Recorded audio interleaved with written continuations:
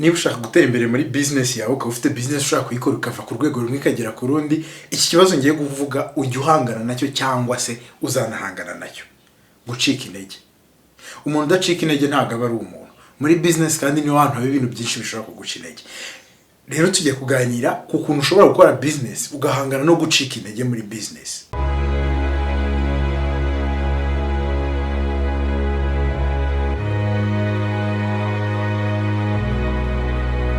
Nguhaye ikaze, njye ndi Didier Joye. Nk'ibisanzwe niba usanzwe uza hano kuri YouTube channel yanjye ureba video zanjye, uziko tuganira ibintu byo mu buzima busanzwe. Iyi series y'izi video yitwa Business n'akazi. Tuganira ku bibazo byo muri business n'akazi. Niba nawe hari ibyo wumva wambaza, kubwira uko mbitekereza, ushobora kwandika muri comment. Ikindi nanone, niba wumva ibintu mvuga koko ari sawa, jya ubisangiza abandi. Ushobora gukora share. Nkunda kuvuga ko ushobora gukora share kuri Facebook, ahandi hantu hatari hano kuri YouTube, ushobora gukoresha kuri WhatsApp, kuri Twitter, ahantu hose, kugira ngo ibingibi bigere ku bantu benshi. Ikindi, niba ari ubwa mbere wagera kanda hano kuri subscribe, kuri iyo buto hasi ya subscribe, sibyo?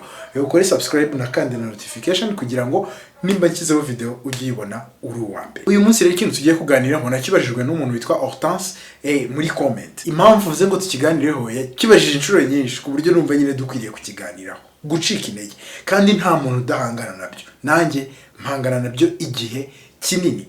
Muri business gucika intege bibaho. N'umuntu udacika intege rega ntago yaba ari umuntu, ntago bibaho. Business niho hantu ubyuka, kuko ibintu byose nta shuri bigamo gukora business. N'umuntu uzakubwira ko yakwigisha gukora business mu buzima, akakwigisha ibintu byose ukeneye, azaba kubeshya. Ntago bibaho. Business ni experience y'umuntu ku giti cye. Icyo ashobora kugukorera no kugusharing experience ye, ariko ibyo uzahura nabyo ntaho bihuriye n'ibyo we ahura nabyo. Niyo mpamvu abantu bubaka business akenshi ntago baba barize mu mashuri business. Aba ari umuntu ufite imico yo kwihangana, kumenya kuyobora abantu. Ahubwo company yamara kugira higera, imaze kugera ku rwego runaka, akazana umuntu wize business akayiyobora. No kuvuga ko mu ishuri akenshi biga kuyobora business ziri kuraninga, ziri kugenda neza, ariko ntago mu ishuri bazakwigisha gutangira business ngo ntucike intege. Ibyo ni ibintu buri wese ahangana nabyo. Nese niba ari ibintu umuntu ahangana nabyo, niba ukoze business ukaba uri kubona iri kwanga, warashyizemo ingufu zawe, warashyizemo ibintu byose, urakora iki? Icyo nicyo tugiye kuganira. Tugiye kuganira ibintu 7 ushobora gukora mu gihe uri kumva uri gucika intege uri gukora business. Ikintu cya mbere ni ugufata pause. Aho kugira ngo ujye uva mu bintu byose uri gukora, jya ufata pause. Gute rero? Hari abantu buri gihe bahora bacika intege, ugasanga mu myaka 2 yari gukora business yingiyi, mu yindi akoze mu yindi, ahora ahindura. Biragoye ko umuntu atera imbere.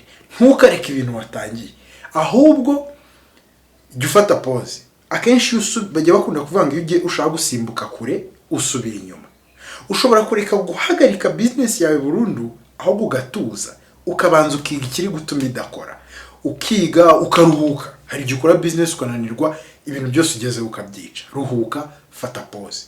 Ariko wireke ibyo uri gukora, fata pause, wiga ikibazo gihari. Icyo ni ikintu cya mbere. Icya kabiri, jya uba honest, jya wibwiza ukuri mu mutima wawe, ntukagire inzozi utazageraho. Urugero, ushobora gukorera ahantu business idashobora kunguka, ukaba utarigeze wiga n'ibyo business aho ngaho yakunguka. We wireba inzozi zawe gusa, ba honest nawe ku giti cyawe n'abakozi bawe, ubwira uti ibi bintu ntibishoboka. Ibwiza ukuri, umenye ukuri guhari nukuhe, kandi aba ariko uvuga. Ntukizere ibintu bidashoboka.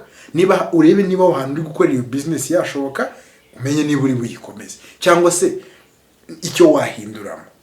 Icyo cyari icya kabiri. Icya gatatu, buri gihe jya umuntu uri positive, utekereza ibintu byiza. Buri gihe wumve ko ibintu bizahinduka bikaba byiza. Ntabwo ushobora gukora business buri gihe utari umuntu uri positive, umuntu navuga uri optimist, umuntu ureba ko igihe kizaza kizaba cyiza. Umuntu buri gihe urebera ibintu muri angle yo kuvuga ngo ni bibi, birapfuye. Umuntu ukunda guca abandi intege ntabwo ajya akora business. Jya uba positive, ube optimist, wumve ko ibintu bishoboka. Nubwo ibintu akanya biri kugenda nabi, ushake impamvu bizagenda neza.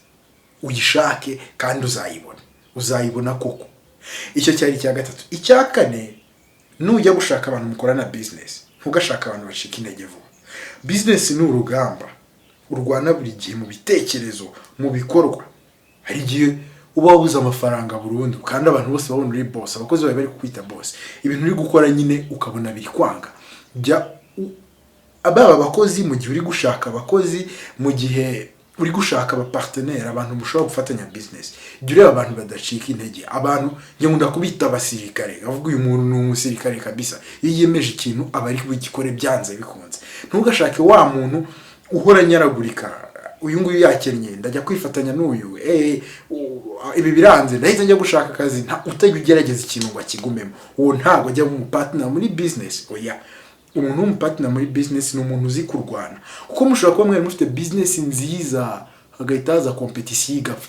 Ese umuntu nahita gutamo mufite n'ibibazo muri company, urabuye n'ibibazo. Gerageza gushaka rero umuntu udacika intege, nyine umuntu ugira imbaraga. Nta muntu udacika intege ubaho, umuntu ugira imbaraga zo kwihanganira ibibazo. Icyo cyari icya kane. Icya gatanu rero, jya ushaka motivation. Burya ibibazo uhangana nabyo nuko utaganira n'abandi bantu bose barabigira. Rero ujya wumva motivation. Hari abantu benshi bakora motivational nyine talks, motivational speaker, hari abandika ibitabo. Gusa nanone ntukabyiringire byose. Hari abantu bajya batanga urugero ngo motivational speaker ashobora kukubwira ko watwara igare ugakurura ikamyo. Ntabwo bivuze ngo byose ubyizere.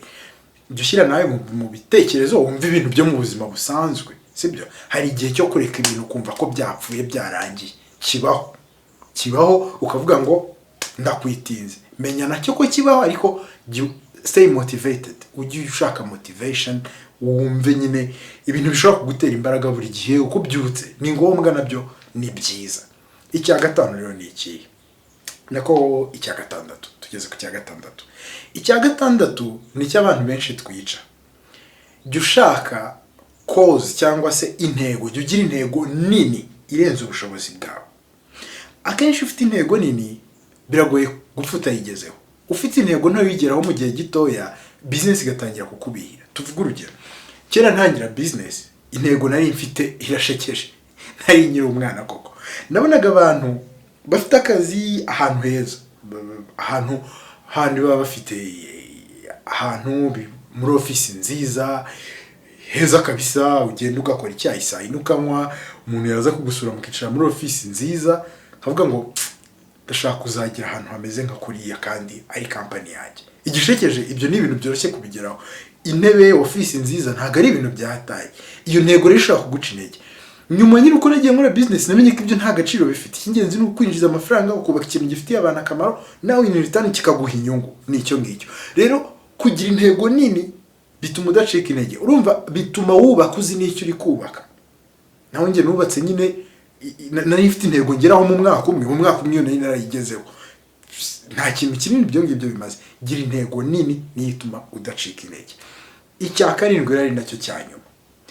Business impamvu kuyikwitinga kuva mu byo wari urimo ugacika intege burundu ari bibi. Nuko burya buri munsi uko byose uba uri kugira experience ushobora gukoresha ikindi gihe. Icyiza rero ni iki? Hari ikintu twita mu isi y'abatekinisien pivot bisobanuye ko ushobora kuba uri gukora iki kintu, uri gukora iyi produit, uri gutanga iyi service, ukabona itari kwemera, warangiza ugahindura ugafata indi. Ntusenye ibyo uri gukora, ntusenye company yawe, ugahindura ugafata indi. Ni nako bimeze. Ushobora kuba uri gukorera business ahantu ukabona nta soko rigihari, shaka hari isoko. Wicika intege ngo uvuge ngo ndabiretse. Urabireka se ukora iki? Shaka hari isoko. Kugira ngo byumve, nk'ubu Instagram ntago abayikoze batangiye bakora Instagram tuzi, oya, batangiye bakora iyindi app, babona ko bitari kwemera, barapivotinga bagira gukora Instagram turayikunda, abantu benshi ubu ngubu barayikunda. Urumva ni ibyo ngibyo. Menya igihe cyo gupivotinga ukava mu byo wari urimo ukajya mu bindi ho gatoya. Menya igihe cyo kumenya ngo hano nta soko rihari, nshobora guhindura iki. Donc buri gihe witeguye. Abantu benshi dukunda kugira ikosa ryo kubona mwene wanyu yakoze restaurant nawe ukayikora, mwene wanyu yacuruje imyenda nawe ukayicuruza, mwene wanyu ari gukora business runaka nawe ukumva ko umwigana. Oya, menya ngo niba ugiye muri business ugiye kwiga, ntabwo ugiyemo kuko undi yayikoze. Noneho niba iri gupfa, menya gupivotinga ugahindura ukajya mu bindi. Ngibyo ibintu bituma umuntu adacika intege muri business uko ari 7.